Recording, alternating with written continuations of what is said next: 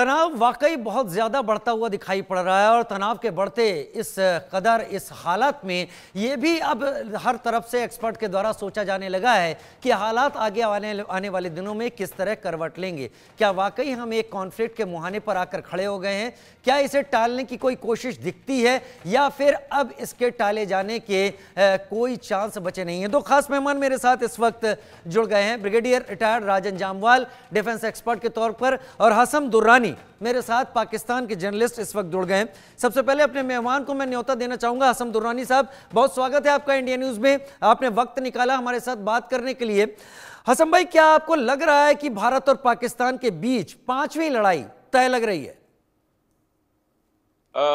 देखिए सर, मुझे तो बतौर एक आम इंसान के और एक जर्नलिस्ट के, मैं तो सर कभी भी जंग के हक में नहीं हूँ।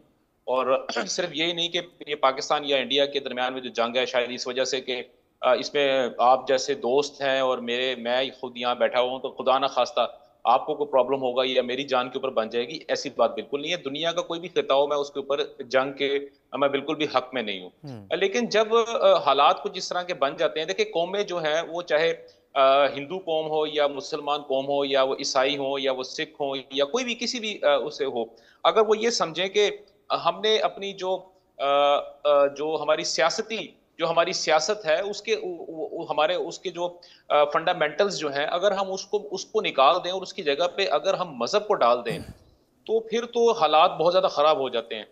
जैसे आपने देखा है कि बोको हराम जो थे, उन्होंने अफ्रीका के अंदर क्या हालत की, और वो अभी भी जो है वहां पे वो मजहब के नाम पे लोगों को मार रहे हैं।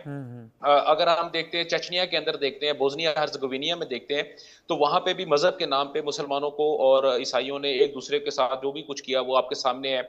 उसके बाद अगर हम देखते हैं तो इंडिया और कश्मीर, इंडिया पाकिस्तान कश्मीर, देखिए कश्मीर का मुद्दा जो है वो तो चले हम मान लेते हैं एक ऐसा हड्डी है जिसके ऊपर इंडिया और पाकिस्तान जो वो हमेशा लड़ते रहेंगे। लेकिन गुज़िश्ता पाकिस्तान ने, अगर जैसा बात करता हूं, तो पाकिस्तान ने तकरीबन 30 से 1 साल पहले, आज से अगर मैं बात करता हूँ बिफोर 30 इयर्स बैक, तो पाकिस्तान के अंदर जो सियासत जो थी या वो इस तरह के जो मामला जो थे, जो कि सियासी मामला होने चाहिए थे, उसके अंदर मजहबी जुनूनियत जो थी उसको इंजेक्ट किया गया।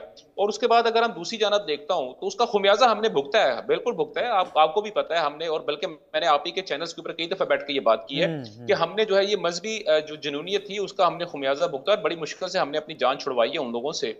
और लेकिन अगर मैं दूसरी जानब देखता हूं तो इंडिया, जिसको कि मैं हमेशा एक पढ़ा लिखा और लिबरल मुल्क समझता हूं और अभी भी समझता हूं, बल्कि ये मेरा कोई वो हुस्न ज़न नहीं है, बल्कि मेरा यकीन है, कामल यकीन है। लेकिन मुझे समझ नहीं आई कि इंडिया जैसी पढ़ी लिखी कौम जो थी वो हिंदुत्व के ट्रैप में कैसे आ गई। देखिए अगर मैं पाकिस्तान में अगर बात करता हूँ या मुसलमानों से बात करता हूँ, तो मैं हमेशा उनको एक बात, वो कहते हैं ये इस्लाम खतरे में है, तो मैंने उनको कहा कि यार जिस दिन हुजूर अकरम सल्लल्लाहु अलैहि वसल्लम, हमारे जो नबी पाक हैं, उन्होंने जब इस दुनिया से पर्दा फरमाया था, तो बकौल आप लोगों के तो इस्लाम तो उसी वक्त खतरे में आ गया था। मतलब क्या पिछले 1400 साल से इस्लाम खतरे में है, तो हिंदुत्व जो है वो तो पिछले 15 सालों से खतरे में है। तो बात यह है कि अगर हम आराम तसल्ली से बैठ के अगर हम देखते हैं, जैसे मैं अभी आपकी रिपोर्ट जो अभी आपने जो चलवाई है, मैं उसको सुन रहा था सर। देखिए बेसिकली पंजाबी की कहावत है, पंजाबी की कहावत है, वो कहते हैं कि रंडी ते रंडापा कट लेंदी है लेकिन मुस्टंडे जी नहीं देंदे। मतलब ये कि जो एक बेवा खातून है, ये विधवा जो है, वो तो बेचारी जो है अपना विधवापन जो है वो काट लेती है, लेकिन जो गली में फिरने वाले जो मुस्टंडे हैं, जो बदमाश हैं, लुच्चे लफंगे हैं, वो उसको इतना छेड़ते हैं कि वो उसको अपना वो त्याग जो है, या आप ये कह लें कि वो जो उसका जो सोग है वो पूरा नहीं करने देते।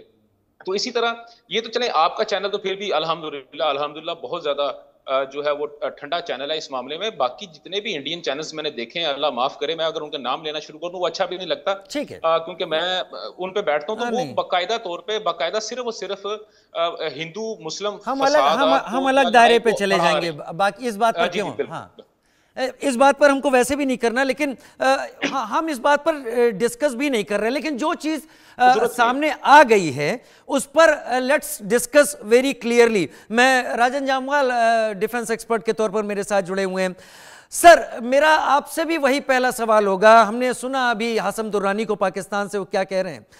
मेरा सीधा सवाल वही जो उनसे पूछा, क्या आपको लग रहा है, क्या आप मानते हैं करंट सिचुएशन को देखते हुए कि भारत पाकिस्तान के बीच में पांचवी लड़ाई अब तय है? देखिए, आप हसन दुरानी जी के ही बयान से स्टार्ट कीजिए। उन्होंने बोला मुस्लिम कौम, हिंदू कौम, मतलब इनको दिमाग में ही नहीं आता कि हिंदुस्तानी भी एक कौम है। मतलब जब ये हिंदुत्व की बात कर रहे हैं, ये वो है, तो मतलब ऑलरेडी प्रीफेड एक इनके है कि हिंदुस्तानी भी एक कौम है। ये मतलब समझ से बाहर है। नो, दिस इज व्हाट, मतलब इससे आप कैसे लड़ सकते हो? ये जो दिमाग में घुस गया, मतलब इनको नहीं दिख रहा कि कश्मीर में प्रोटेस्ट हो रहे हैं, पाकिस्तान हाय है के नारे लग रहे हैं, हमारे मुस्लिम लीडर्स हाय है के नारे लगा रहे हैं। नहीं दिखता इनके लिए अभी भी हिंदू एक कौम है। एंड ये जो बनाया हुआ है, यस हिंदुस्तान में बदलाव हुआ है।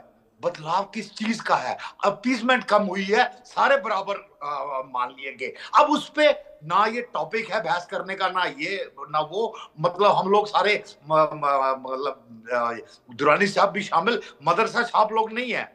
हम वहां पे मदरसा लेवल के स्कूलों से नहीं पढ़े हुए, हम सब मतलब नॉर्मल ठीक ठाक स्कूलों से पढ़े हैं, और हमको जियो पॉलिटिक्स सारा कुछ समझ आता है।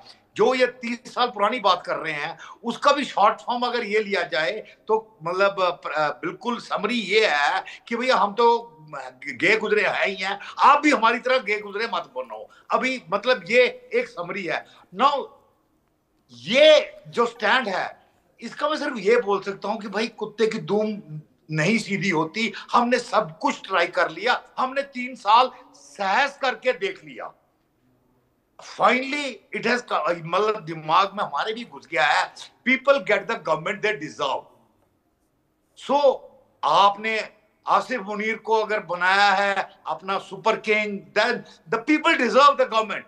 और उसने जो किया है उसका भी लोगों को ही भुगतना पड़ेगा। क्या करें इसमें, मतलब some collateral damage whatever it is there, वो होगा ही होगा। ये मेरे को सुझा दें कोई एक तरीका जिसमें हमें, जब अगर आसिफ मुनीर, हम यकीन करते हैं कि एक चेन है, आईएसआई में इसने प्लान किया, उसने प्लान किया, कोई एक तरीका बताएं कि पाकिस्तान हमारे हवाले कर दे। क्या इन्होंने मुंबई में किया? क्या इन्होंने कारगिल में? क्या इन्होंने कभी भी किया? So every time you can not allow it कि ये करेंगे भी, उसके बाद गेट अवे बातें करके। मतलब पीपल हैव टू रियलाइज ये इनकी जो हुक्मरान है, मतलब क्या ख्वाजा शरीफ डिफेंस मिनिस्टर एक बार भी इलेक्शन नहीं जीता। मैं इनको शर्म नहीं आती कि बिना इलेक्शन जीते डिफेंस मिनिस्टर है पाकिस्तान की आर्मी के, और मतलब जनरलों के पैर चाट के और डिफेंस मिनिस्टर बने हुए हैं। ठीक है, ऐसे लोगों के होते हुए नहीं ये मेरे ख्याल से राजन जामवाल साहब, आप डिफेंस एक्सपर्ट हैं, अब वहां की पॉलिटिक्स कैसे चल रही है, let's not discuss and go into that. लेकिन मैं बड़ी खबर का रुख कर लेता हूं। एक खैबर पख्तूनख्वा का एक पुराना वीडियो